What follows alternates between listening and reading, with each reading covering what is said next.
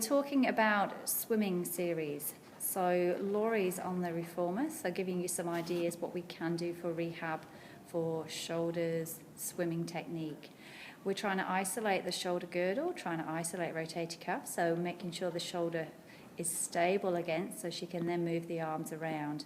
If we want to work it into extension, as Laurie comes up and pulls through those straps, she can bring her chest forwards and up and maintain that for a bit of shoulder extension, or come up and down between each one to get a little bit more work coming through. To bringing leg series, we can get those heels together, reaching out long, and that will take in a little bit more through hamstrings, adductors, and also long extensors of the spine. Moving on to Christelle, we're doing a little bit of work into C-curve. So we're going a C-curve spine, taking work through the core, and then trying to maintain that while we move the arms around. So pushing back, a little bit of work through posterior deltoid, taking it up and over using the core, and using a stretch through the spine to stretch through the front of the shoulders, and taking those arms back and around and through.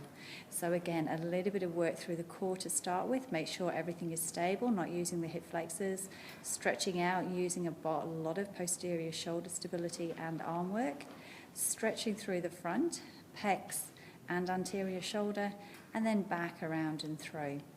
And then from there, we've got Andrea here, who's on the chair, talking or sort of going through some swan exercises. So coming up into extension through the spine, she can either do that as a bit of isolated work into extension, making sure the shoulders stay nice and wide, or we can take that into a bit of rotation as well. So in the extension posture, taking it to rotate left and rotate right. We all have one side that tends to be a bit tighter than the other, so it's a good way of evening out and also making sure we're stable through the core.